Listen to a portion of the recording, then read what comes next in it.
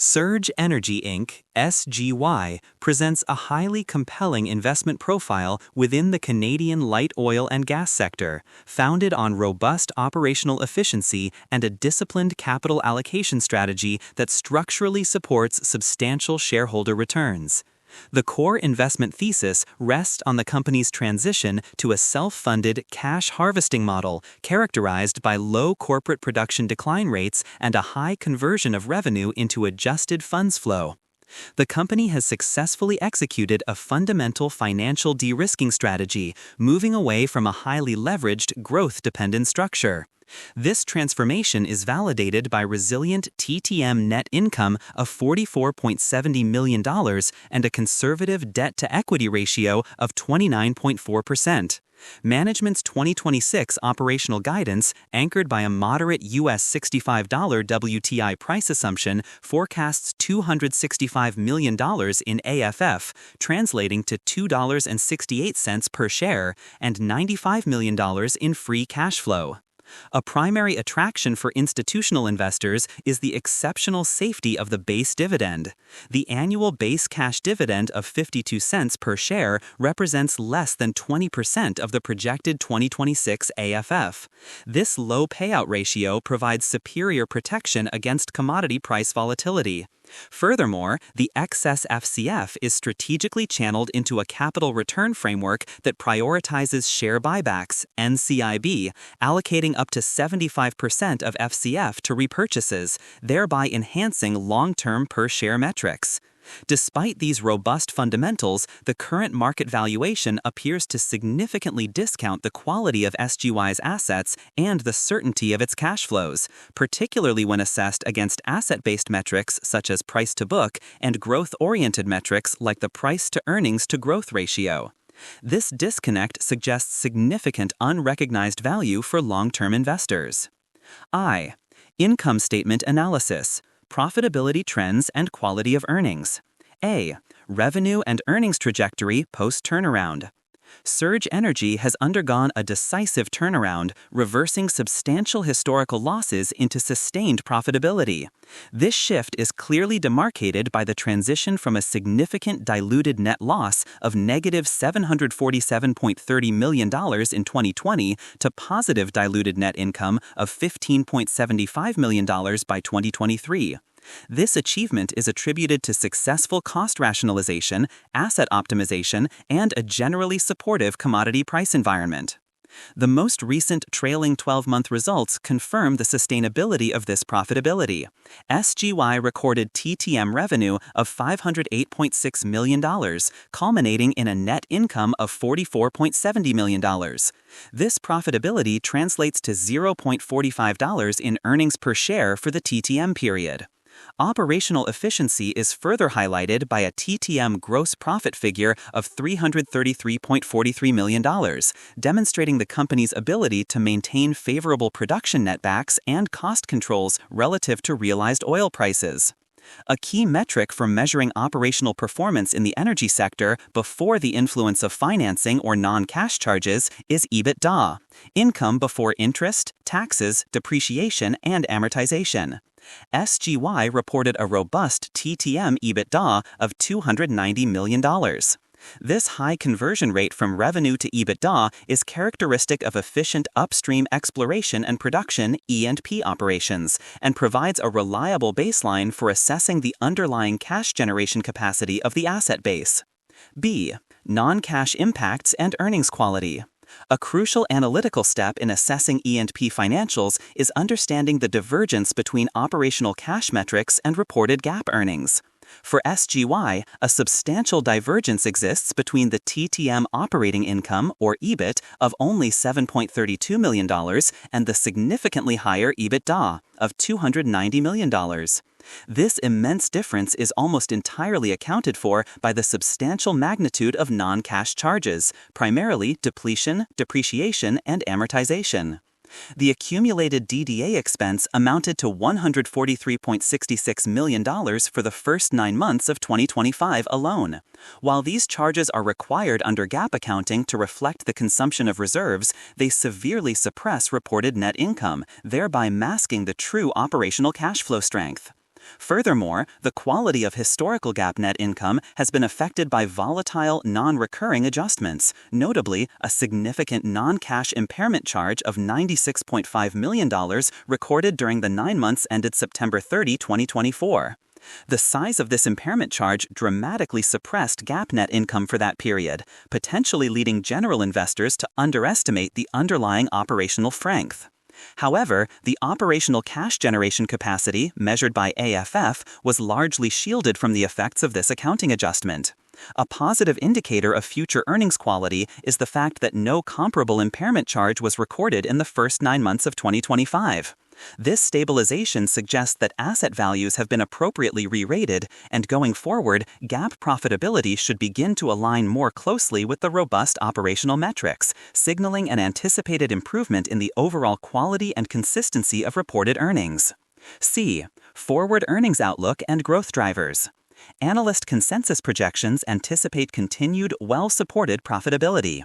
Earnings per share is estimated at $0.55 in 2025, followed by a slight dip to $0.53 in 2026, before demonstrating a sharp rebound to $0.68 in 2027, representing a projected year-over-year increase of over 28%.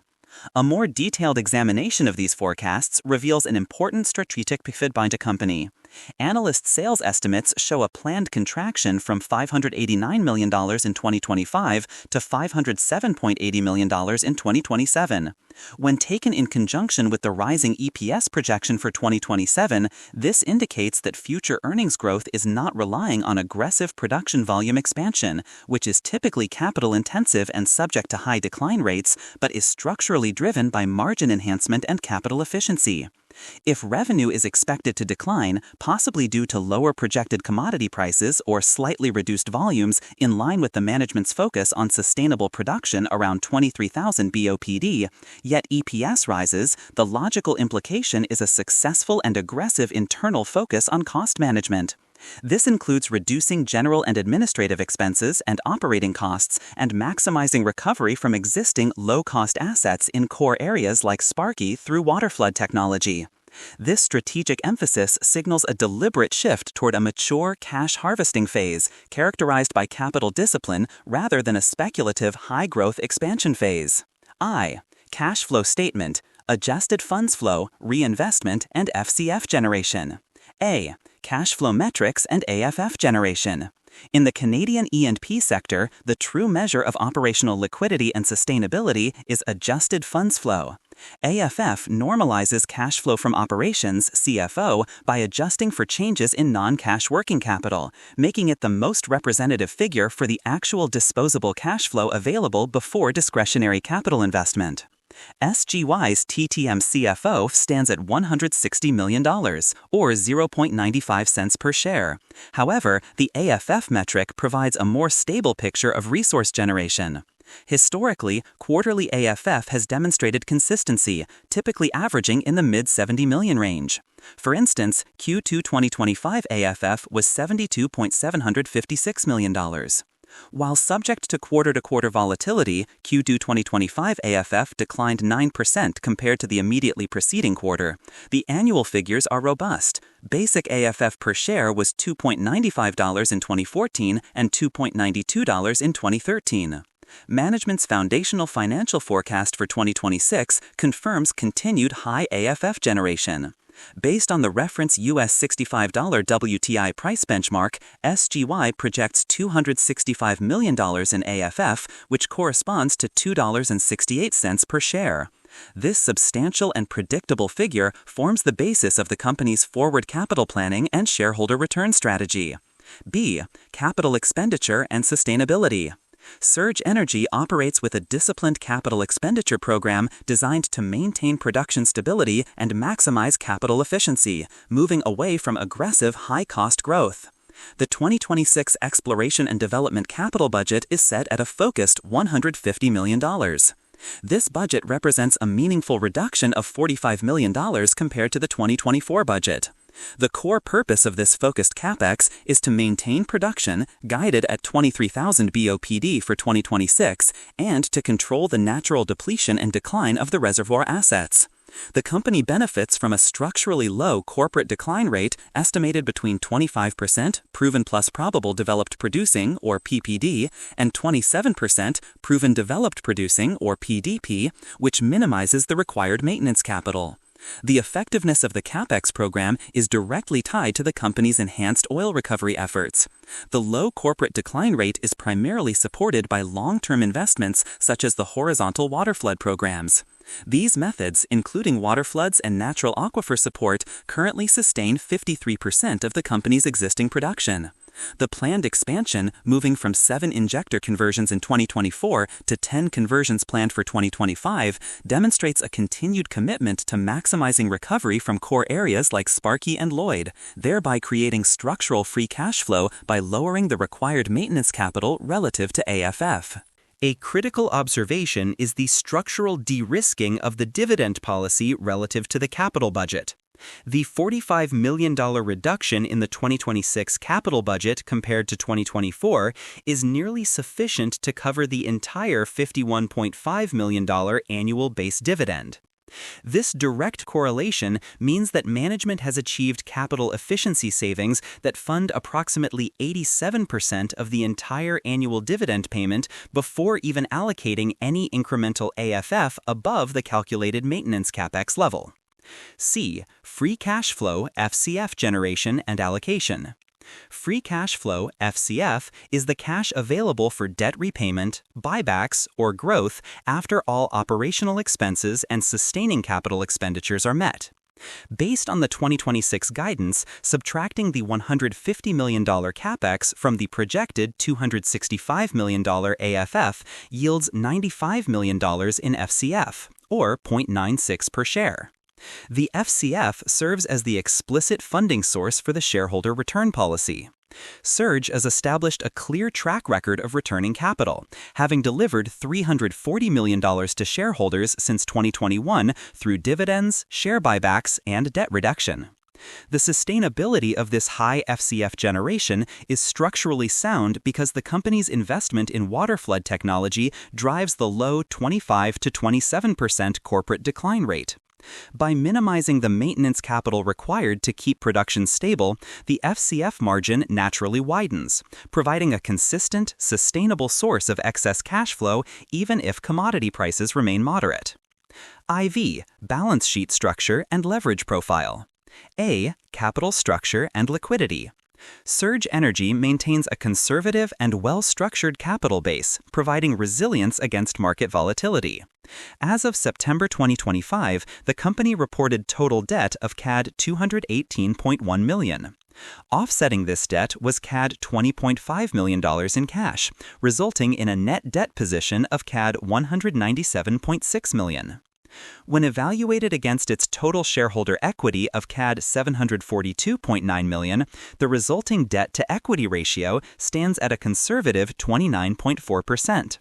This metric signals a robust financial position and low reliance on external leverage compared to the broader energy sector.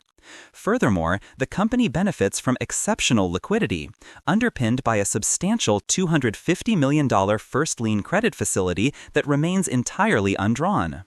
This large financial buffer is essential for managing unexpected capital requirements or taking advantage of countercyclical opportunities in a volatile industry. B. Debt coverage and maturity profile. Assessing debt coverage in the E&P sector requires moving beyond standard GAAP metrics, which often misrepresent actual capacity due to non-cash charges. While the reported GAAP interest coverage ratio, EBIT divided by interest expense, is a technically weak 0.3x2, this low figure is largely an artifact of conservative E&P accounting. The TTM EBIT is only $7.32 million, severely depressed by the high non-cash DDA charges discussed previously. The true debt servicing capacity, which is utilized by commercial lenders in their covenant calculations, is better represented by EBITDA. With TTM EBITDA standing at $299.00 million, the actual covenant-based interest coverage ratio is exponentially higher than the GAAP figure. This operational strength ensures that the company easily satisfies its banking covenants, which often require minimum coverage ratios in the range of 4.0 or higher. From a structural risk perspective, Surge has strategically mitigated refinancing risk. Its current drawn debt is terminally long-dated, with maturities successfully extended through late 2028 and 2029. This smooth maturity schedule eliminates near-term debt cliffs or exposure to sudden tightening in credit markets.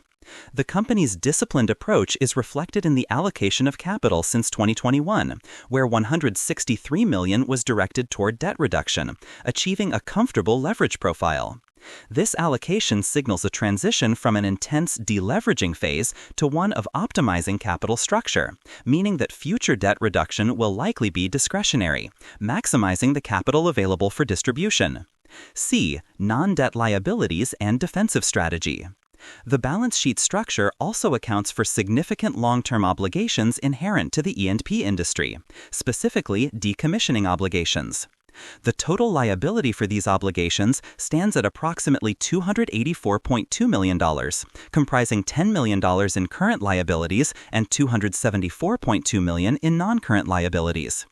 This liability is substantial but manageable within the context of the company's multi-year cash flow projections. The overall defensive financial posture is sophisticated and multi-layered. The combination of long-dated debt maturities, a substantial undrawn credit facility, $250 million, and the proactive use of derivative financial instruments to manage exposure to commodity price fluctuations, foreign currency fluctuations, and interest rates ensures financial stability. This robust structure allows SGY to maintain a predictable free cash flow stream, reducing the pressure to raise capital or sell assets during market downturns and ensuring consistent funding for the base dividend and NCIB programs. I. Dividend safety and shareholder return framework. A. Dividend structure and exceptional coverage. Surge Energy's commitment to shareholder returns is encapsulated in its sustainable, increasing base dividend and its free cash flow allocation framework. The annual base dividend is $0.52 per share, requiring an annual cash commitment of $51.5 million. This dividend is paid on a monthly basis, providing reliable income flow. Furthermore, management has demonstrated its commitment to growth by increasing the base cash dividend twice in the past 3 years, achieving a cumulative increase of 23%. The dividend payout is characterized by exceptional safety and coverage. Management explicitly guides that the $51.5 million annual base dividend represents less than 20% of the forecasted $265 million in 2026 AFF, assuming the benchmark US $65 WTI price. This is consistent with recent historical performance, such as the Q3 2025 payout ratio of just 18.4% of AFF. The remarkably low payout ratio grants SGY superior defensive capability against commodity price fluctuations. Because the payout ratio is below 20% at a moderate US $65 WTI benchmark, the dividend is structurally de-risked. Even if a severe temporary commodity price shock were to cause a 30 to 40% decline in AFF, the base dividend would still remain fully covered by the remaining operational cash flow. This structural safety is a critical component of the investment thesis for income-oriented investors in a cyclical sector. B. Return of capital, ROC, policy, and FCF prioritization. SGY's return of capital framework is designed to utilize excess FCF, the cash generated after the base dividend and sustaining capex, to maximize per-share value. The framework consists of the base dividend, normal course issuer bid, NCIB, share buybacks, and targeted debt reduction. The allocation of excess FCF is highly strategic, prioritizing equity returns over further aggressive debt reduction, reflecting the conservative leverage already achieved. The policy dictates that up to 75% of excess FCF is allocated to share buybacks via the NCIB. The remainder, 25 to 50%, is directed toward further debt reduction and strategic high-return growth opportunities. This strategy builds on the company's strong track record, having returned $340 million to shareholders since 2021, including $158 million dedicated to the base dividend. The dedication of up to 75% of FCF to the NCIB creates a powerful anti-dilutive and value compounding mechanism. Given the conservative price-to-book and price-to-sales multiples discussed below, management can repurchase shares at a discount relative to the value of the underlying assets. By reducing the share count, this action systematically enhances all per-share metrics, including AFF per share and EPS. This compounding effect is a highly effective way to create shareholder value, provided the stock remains discounted in the market. V. Current valuation and peer multiples. Surge Energy's current market valuation exhibits several contradictory signals, suggesting that the market has not yet fully recognized the stability and efficiency achieved through the company's operating and financial transition. A. Enterprise value multiples. Enterprise value, EV, provides a comprehensive view of the company's value, including both equity and debt. Surge's current EV stands at $954,080,000, which corresponds to an EV/EBITDA multiple of 3.38x. This multiple is slightly higher than the 3.16x recorded in 2023, indicating a modest market recognition of the company's increased stability and cash flow reliability. Generally, an EV/EBITDA multiple in this range for an E&P company with sustainable production is considered attractive. In contrast, the EV/EBIT multiple is significantly higher at 10.79x. This high figure merely reinforces the analytical observation that GAAP operating income, EBIT, is heavily distorted by non-cash DD&A charges. Therefore, the EV/EBITDA multiple remains the superior and more operationally relevant metric for peer comparison and valuation assessment. B. Earnings and growth multiples. The price-to-earnings (PE) ratio for SGY is reported between 16.1x and 16.4x. This valuation places SGY at a small premium compared to the Canadian oil and gas industry average (PE) of 14.7x. This slight premium suggests that investors recognize the quality of the recent earnings turnaround, but it does not fully explain the deeper value proposition. The most compelling quantitative indicator of undervaluation arises from analyzing the price-to-earnings to growth (PEG ratio. Despite the marginal PE premium, SGY's estimated future growth rate of 16.66% results in an extremely low PEG ratio of 0.10. A PEG ratio substantially below 1.0 is a textbook indicator that the market is severely underpricing the company relative to its anticipated earnings expansion. This valuation divergence stems from market inefficiency, often seen in cyclical sectors where rapid earnings acceleration, driven by maximizing capital efficiency and minimal maintenance capex, is underestimated by backward-looking multiples.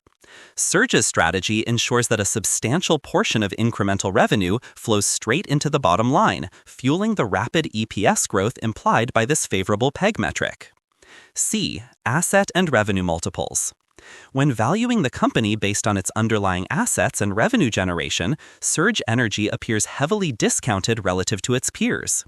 The company trades near its stated book value with a price-to-book (PB) ratio of 1.0x. This is significantly lower than the peer average PB of 1.7x. Similarly, SGY's price-to-LTM sales ratio is 1.4x, which is substantially below the peer average of 3.1x. These low multiples suggest a pronounced discount relative to the value recognized by the market for comparable revenue streams and assets within the sector. The contradictory valuation signals, a slight PE premium alongside massive discounts on PB, PS, and PEG, suggest market skepticism regarding the true value of the asset base, which is often a residual effect of past impairment charges.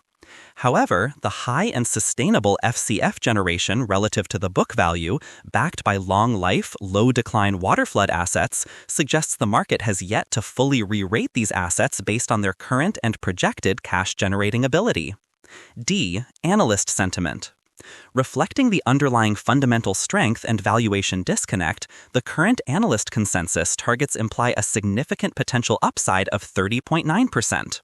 This reinforces the analytical conclusion that Surge Energy is fundamentally undervalued at its current trading price, with the potential for substantial capital appreciation as the market begins to recognize the stability of its FCF yield and the effectiveness of its share repurchase program. 7. Conclusion and risk assessment. A. Summary of investment strengths. Surge Energy Inc. has successfully positioned itself as a defensive, cash flow-focused investment within the Canadian energy landscape. The company's financial profile exhibits a rare combination of security and compounding value creation. Operational sustainability is ensured by a disciplined capital program, $150 million 2026 CapEx, 3, focused on utilizing enhanced oil recovery techniques, particularly water floods, which maintain a low corporate decline rate, 25 to 27%. This efficiency structurally generates high free cash flow, $95 million projected 2026 FCF. The resulting financial structure is exceptionally sound, featuring a low debt-to-equity ratio of 29.4% and substantial liquidity via an undrawn $250 million credit facility. The commitment to shareholders is paramount, evidenced by the base dividend being covered by less than 20% of forecasted 2026 AFFE. This dividend coverage provides superior resilience to potential commodity downturns. Crucially, the dedication of up to 75% of excess FCF to share buybacks ensures that shareholder value is compounded over time, particularly while the stock trades at its current discounted price-to-book and price-to-sales multiples. Investors should recognize SGY's transformation from a speculative growth play into a high-yield, stable cash flow compounder. B. Key investment risks. Despite its financial strengths, SGY remains exposed to inherent sector risks, which must be carefully monitored. 1. Commodity price volatility. The entire FCF generation thesis and the company's capacity to execute its NCIB policy are highly sensitive to global crude oil prices. The 2026 forecast relies on a USD $65 WTI benchmark. A sustained reduction in WTI prices below $60 would materially jeopardize the anticipated $95 million FCF, potentially requiring management to reallocate capital away from share buybacks and towards prioritizing debt maintenance or reduced capital spending. 2. Execution risk in ENR programs. The efficacy of the $150 million capital program is contingent on its ability to effectively counteract the natural production decline rate and maintain production stability at the targeted 23,000 BOPD guidance. Any failure in the success rate of drilling or the implementation of waterflood technology could necessitate increased capital spending, thereby directly eroding the critical free cash flow margin. 3. Regulatory and geopolitical exposure. As a Canadian energy producer, Surge is subject to regulatory changes, particularly concerning environmental policy, as well as logistical risks such as pipeline constraints and the inherent Western Canadian Select WCS differential relative to WTI pricing, which can compress realized netbacks. C. Final recommendation context. The investment case for Surge Energy is predicated on the realization that the company's operating and financial structure is now designed for consistent cash generation and disciplined capital returns. The existing valuation discounts, particularly the low price-to-book ratio, 1.0, and the extremely favorable PEG ratio, 0.10, provide a compelling margin of safety and signal significant long-term capital appreciation potential. It is expected that SGY consistently delivers its projected $95 million FCF and executes its strategic buyback policy. The market will eventually re-rate the stock, aligning its trading multiples with the underlying quality and sustainability of its business model.